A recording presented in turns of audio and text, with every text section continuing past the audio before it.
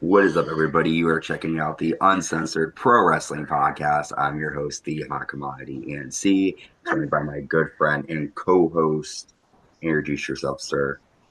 Chris Russell TV here. Um, what are we even talking about? We're talking about This Raw, is how Monday Night un, Raw. this is how tired I am. Monday Night Raw. Um, yeah, it was a good show. Um, we got to know a little bit more, especially about the CM Punk, Seth Rollins. Um, but yeah, it was okay. I like the 2 hour format of the hmm show. We're almost in the Netflix era. We're officially less than a month away. So I'm excited about that. And yeah, this is a very story-driven episode with a lot of more talking points and episodes. I mean, than matches. But that's the case. Now, these two silly people here with me. This is my nephew Christopher and my niece Aurora, guys. And we are going to all be talking about Raw today. If you guys can't be serious. All right. So we are covering Monday Night Raw from December 9th, 2024, live in Wichita, Kansas. To kick off this episode, we have the WWE World Heavyweight Champion Gunther coming out. Gunther says Finn Balor made a big mistake. Saturday night's main event will not end like Survivor Series did. After Gunther says that, the whole Judgment Day comes out. Finn said, "You could have given me the match I deserved, but you gave it to someone who didn't deserve it, Dirty Dom," which definitely Dom's not going to like hearing that. Finn says, "I'm the only reason you're the champion now. At Survivor Series, you retained the title because of me. And at Saturday night's main event, you will lose that title because of me. And I will walk out champion." Gunther says, "Your audacity and claiming responsibility for my win earned you a title shot. 8 years ago, you became the first Universal Champion. My respect for you faded away when you chose to align yourself with Damian with Judgment Day and chose to play second fiddle to Damian Priest. 8 years ago, you were the best for one night. I'm the best now, and for time to come, you're not on my level, and you never will be." That's when Damian Priest comes out. He attacks the Judgment Day, tosses Finn Balor into the ring. Gunther takes out Balor and attacks Damian Priest. Balor sling blades Gunther to the floor and kicks him into the ring steps. And then Balor hits a coup de grace to Gunther on the floor. Judgment Day stomp Damian Priest, and then Finn Balor hits three coup de grace on Damian Priest, and Balor raises the world title in the air. So we'll just talk right now. We know that Damian Priest is added to the Saturday night's main event match. He'll be taking on good. Gunther and Finn Balor. What are your thoughts on this opening promo? Who do you think won that battle? I think Gunther did because I mean it's true. What has Finn Balor No, really? I know he said a lot of things that you really can't Mhm. deny. Um, I think when it comes to Finn, he's I really saw his value decrease around probably around the Judgment Day time, honestly, which is probably why they even added him to the group to begin with. Um, with Damian Priest, I'm happy he's added into this match because I said this going into the Survivor Series match that he cannot lose um, dirty, or he can not lose cleanly because that will hurt him in a way. Mhm. He lost dirty, so it's fair that he's added to the match. Um, Considering Finn Balor has done nothing to earn a match except screw out Damian Priest the entire time. Yeah, Um, it's going to be a good three-way. All three of these guys will work good. It's just at the end of the day, we know Gunther's going to retain again. It's just going to keep leading to one of these guys going after Gunther again, possibly another triple threat, possibly the same thing going on with Finn and Priest. So my only real complaint would be this is starting to get a little repetitive. I don't know who they could add. I don't mind if they change the title, especially if they give it to Priest. And I'm not just saying this because I'm one of his biggest fans. He could bring. I mean, he's had a great title run. There's not you didn't do everything you could with him. Do it now. I just don't see anyone else you can get that title to on the Raw side, unless you give it to Seth Rollins to fight CM Punk. I agree. I think it would be interesting if they changed it up and gave it to Damian Priest, but I feel like with the way things are going, uh, Priest and Balor are going to brawl in the match, and Gunther's going to be able to sneak in there and get the win. And I think Balor and Priest are going to continue on this rivalry until I would say Rumble, maybe, because there's still unfinished business between the two of them. Like, I think Balor defeated Damian Priest, I think, but withheld, if I'm right. Or no, didn't Damian Priest beat Balor at Hell in a Cell? Mm-hmm. Okay, so Priest already beat Balor, but with Balor screwing him over for the title shot, I definitely see that they still have some tension that needs to be resolved, and that could take place at the Rumble. But this extra element of Damian Priest in the match definitely changes my thoughts on who's going to walk out as Saturday Night's main event champion.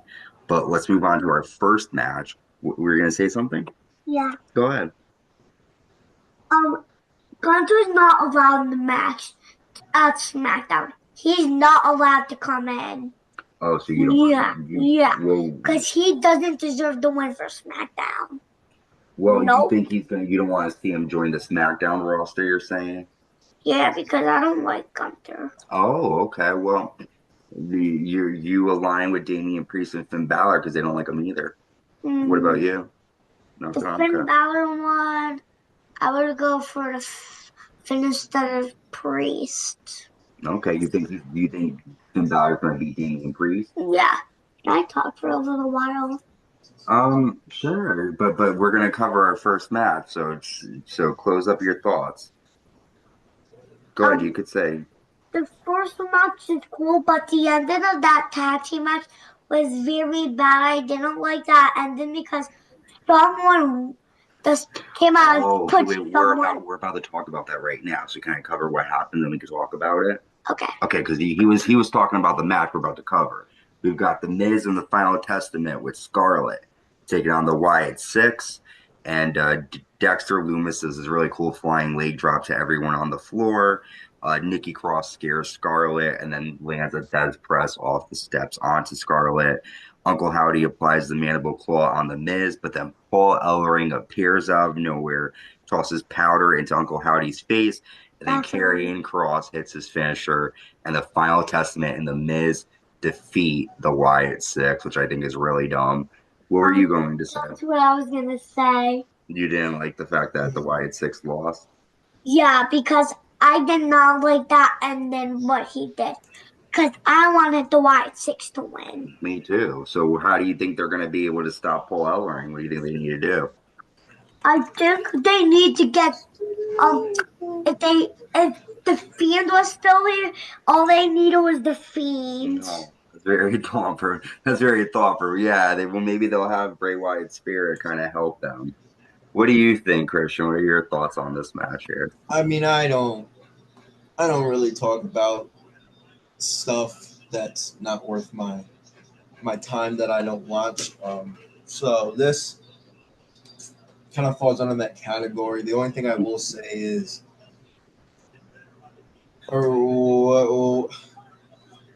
we have a 2-hour show. It's not 3 hours anymore, Hunter. Why do you continue to add people on this show? Add pointless storylines on this show. I get it. There's people that are injured. But there's people that you could be using instead of doing these matches.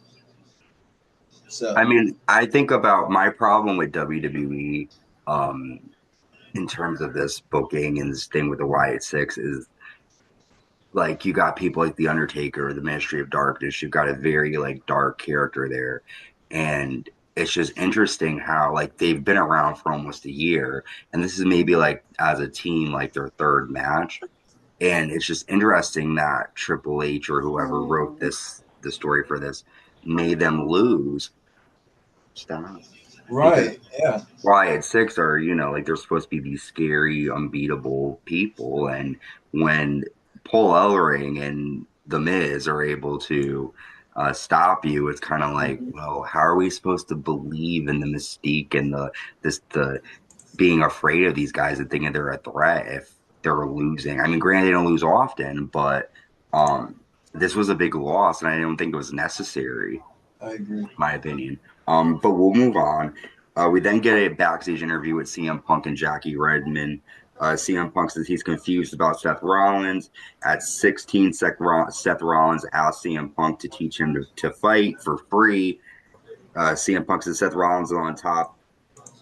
He was on the top 10 people being fired list, but I shielded him from that. I did everything better before he even got here. The starter's back. The second man's got to sit down. What did you think of that promo from CM Punk? Do you guys think he's the main guy and Seth Rollins needs to fall back, or do you think Seth Rollins? Honestly, is the main guy. But there's also something else I need to say. Well, can we let Christian say his thought, and then you could jump right in? Yeah. Okay, go ahead, Christian. No, you're good. You're good. I was just gonna say, it's so okay. It is hard to like kind of say this because I'm huge fans of both these people. But with that being said, last night made me really realize whose side I'm on. That's my man, Seth freaking Rollins. All right. Everything he says happened. The last 10 years, Punk has tried to destroy everybody in that company. Punk isn't the same person he was. Now, there's more into it than what they said on TV. I'm happy they kind of shared that because for so long, people were kind of like, why do these people hate each other that much? But everything Seth Rollins says about CM Punk, if you know, like we do, it's like Seth Rollins is not telling a lie at all. Tell me when he's telling lies. Huh? Like, he's not. I kind of like the cocky, arrogant CM Punk where it's like, the starter's back, bench warmers sit down. But at the same time, I think Seth Rollins had a point. He's done everything CM Punk has done twice. Maybe a little better. I was just going to say, it's reminding me of like Chris Jericho versus Shawn Michaels vibes, where you have Jericho who looked up to Shawn Michaels for years, and he's the young cub trying to take over now. And Jericho was the first undisputed champion. I don't want to get off topic. I think because now, and again, super off topic. So yes, the comparison's there. CM Punk and Chris Jericho. CM Punk and Seth Rollins compared to Jericho and HBK. But they're both spitting facts about each other, but Seth Rollins definitely later on cooked him for sure. What were you going to say? You said you had something you wanted to add. This thing of Seth Rollins and Roman Reigns rivalry is gonna not end. It's gonna keep going on because Seth Rollins is gonna move to SmackDown, maybe. But I don't know. But Netflix. But Ray and Seth have the best rivalries together. Okay, so you like Rey Mysterio and Seth, and want to see them reignite their feud? Yes. Oh, okay. And the Dominic sneaks in, and that was such an interesting Seth Rollins up so Ray can win, and then Seth's ass, and then they redo the match because Dominic she made Ray cheat. Dominic cheated. Well, maybe with the trade going on, maybe we could see Seth and Rey Mysterio have another fight. Who knows? Well, let's move on to our next match. We have Dakota Kai taking on the World Women's Champion Liv Morgan. Sonya Deville comes out and distracts Dakota Kai, which allows Liv to hit an Oblivion. Liv Morgan defeats Dakota. After the Pure Fusion Collective or the Studs come out and attack Dakota, that's when Iyo Sky and Kairi Sane make the save. Kyrie lands onto everyone on the floor. However, during that, Liv hits Iyo with the Oblivion and lays out Iyo Sky.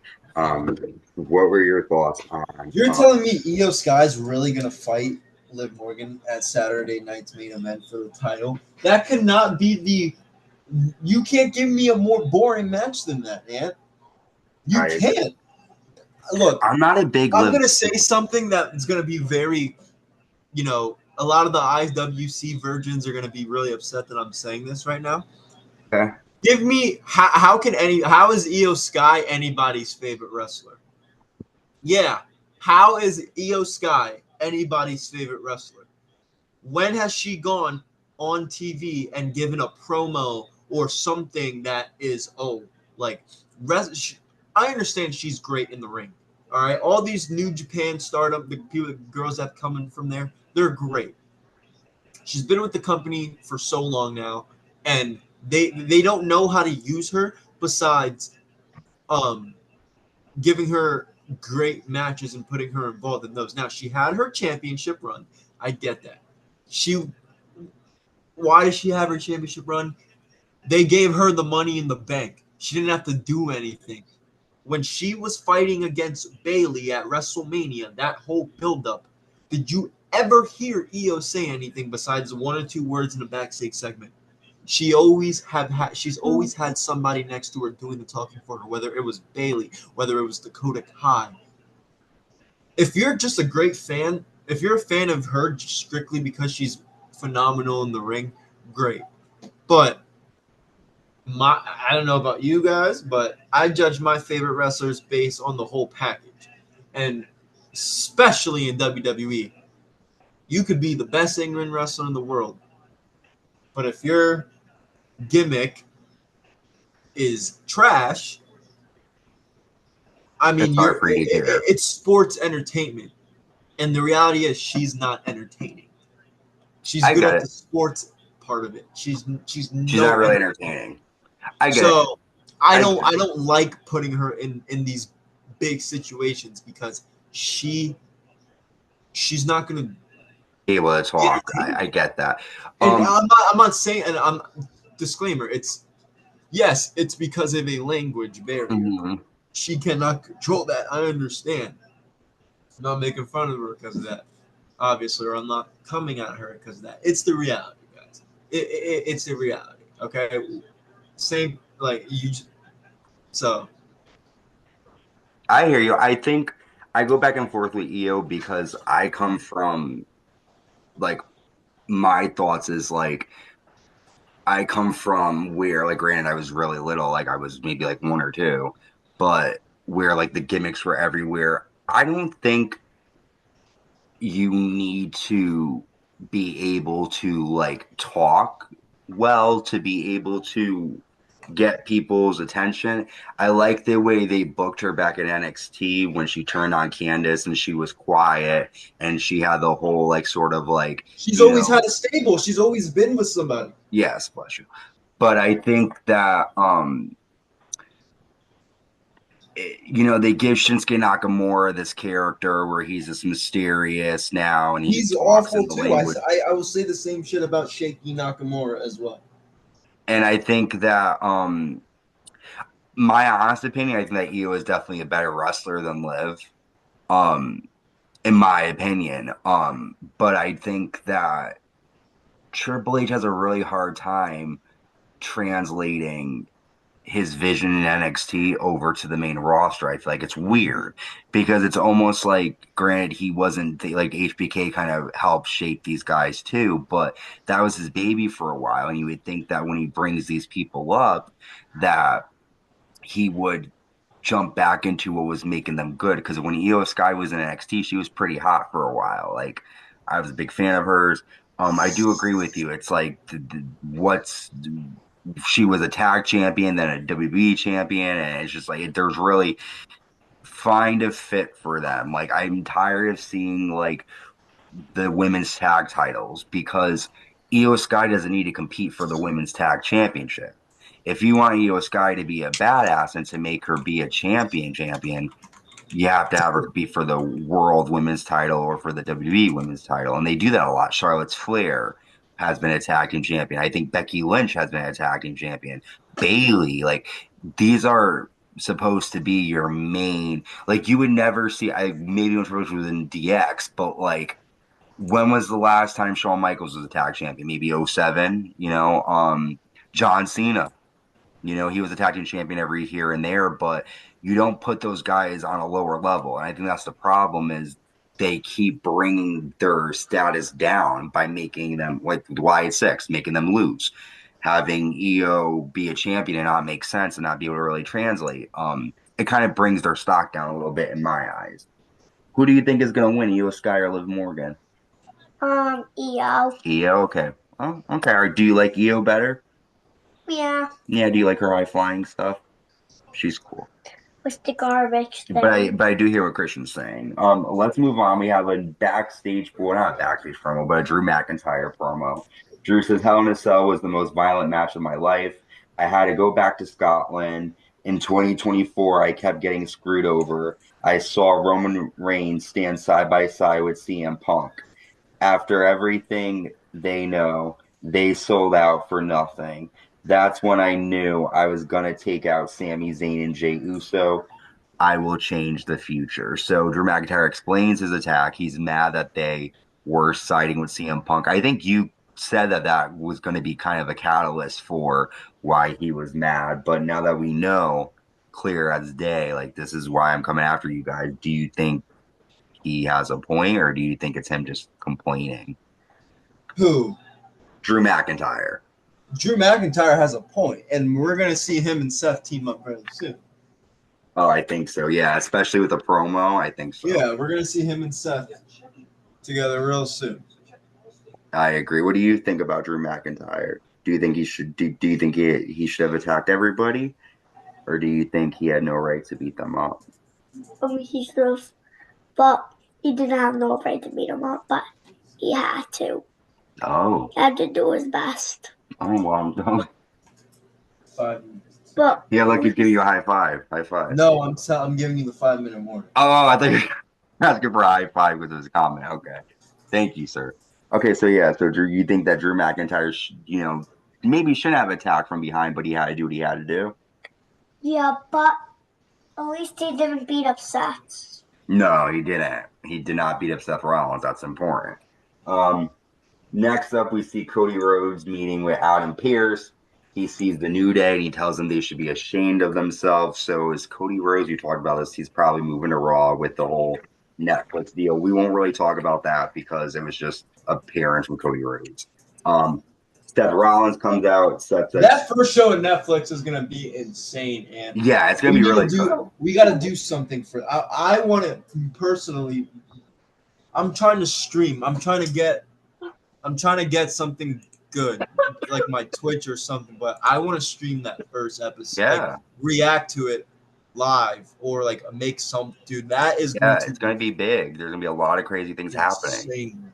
I agree. And with I think with the Royal Rumble not being until February, they're going to make it a big production, I think. Seth Rollins comes out. Rollins says, CM Punk, that was a masterclass in spinning the truth and playing the victim. CM Punk is a fraud. I did go to CM Punk to get trained. I idolized CM Punk. He did help me get my foot in the door. We were friends. When CM Punk left, I texted him. I got ghosted by CM Punk. If you didn't quit your day job and align with CM Punk, then you're evil. For the next 10 years, all CM Punk did was try to tear this company down. He failed at everything else, burned every bridge, and then when he was right, and he came back here. I used to respect CM Punk, but I realized he was a fraud. Everything CM Punk did, I did twice. I did the one thing he could never do, and that's main event WrestleMania. And then Sami Zayn comes out. Sami says, I'm sorry for blaming you for Jay's attack. Seth says, we have been friends for 20 years. Why was I the first person you thought attacked Jay? And then Sami says, well, you were talking like someone different. You sounded a lot like Drew McIntyre.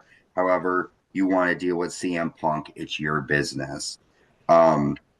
And then Sami then says the Saturday night main event is going to be Drew McIntyre versus Sami Zayn. Drew, I will see you Saturday. And then as Sami leaves, Drew McIntyre tosses Sami Zayn to the rail and punches him, which have the guards come out and separate the two. A lot to unpack here. You kind of mentioned earlier that you agree with Seth Rollins' thoughts, so we can talk about that a bit more if you want. But also, um, the match made Sami Zayn and Drew McIntyre. What are your thoughts on that? I mean, it's a better match added to the card. Mm-hmm. It's a good match. I mean, these guys are both good in the ring. They've had great matches before. Um, so yeah, it's something good's going to happen during the match, I think. I'm sorry, Christian. I got distracted. Just repeat that one last sentence. No, I said you're good. I said it's going to be a good match. They usually have good matches together in the past. Something good's going to happen, especially with maybe Punk, maybe Rollins. So yeah, it should be a good match. I'm happy they added something else better to the card. Because the Saturday Night Live main event card, in my opinion, at least wasn't looking too strong, isn't looking too strong. But adding that, it at least is interesting to me. I'm not a big Sami Zayn guy, never have been.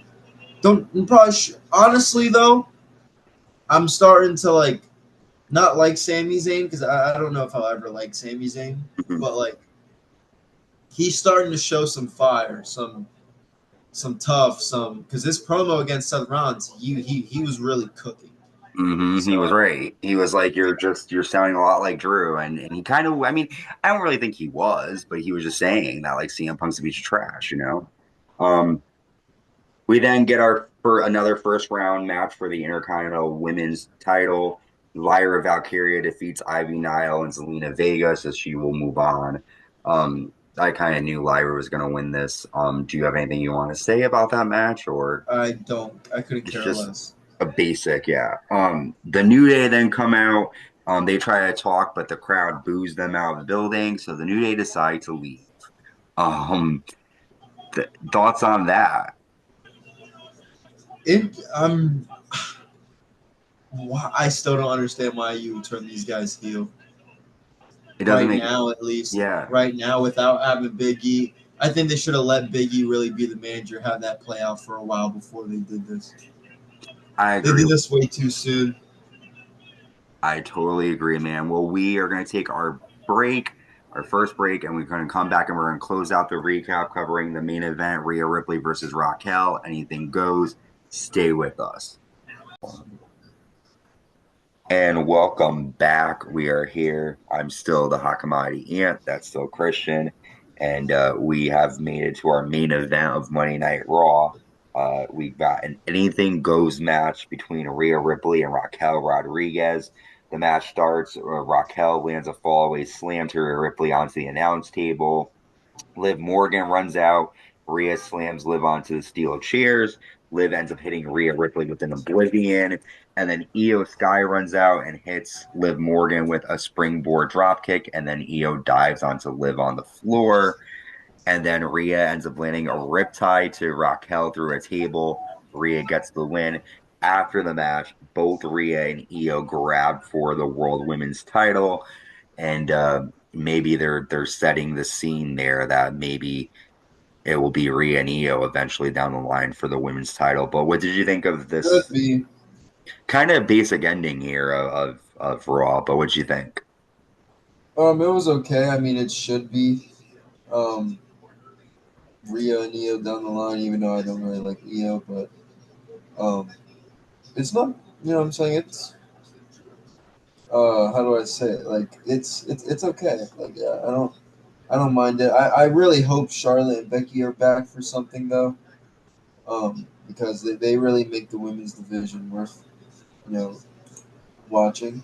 I agree. So Speaking of them, I heard two different reports on Facebook that when both of them come back, they're gonna have different gimmicks. Like Becky's gonna drop her Mion thing, and Charlotte's gonna be like supposedly repackaged, not like a new character. Like it's the queen, but it's gonna be Charlotte Flair, but she's gonna be But Charlotte Flair always been Charlotte Flair though. I was just thinking that it's like she's always been the queen. Like she never really had a gimmick. So it's like, what are they really going to do to change She's the her? goat.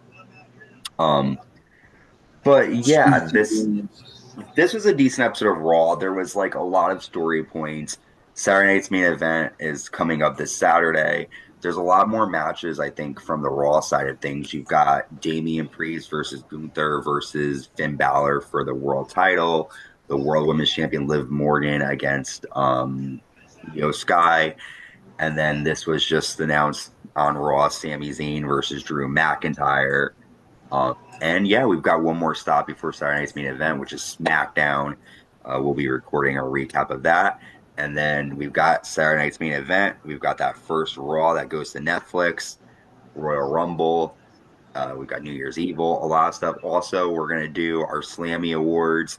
Um, I'll post a thing on YouTube for when we're going to do it. I'm trying to find a good date that we can tape it and post it. We'll be giving you our thoughts on the best male, female superstars of the year, along with the matches, moments, and yeah, so be on the lookout for that. And until next time, like we always say, stay safe and stay uncensored. Peace, y'all. Peace in the hood, peace in the streets, and peace everywhere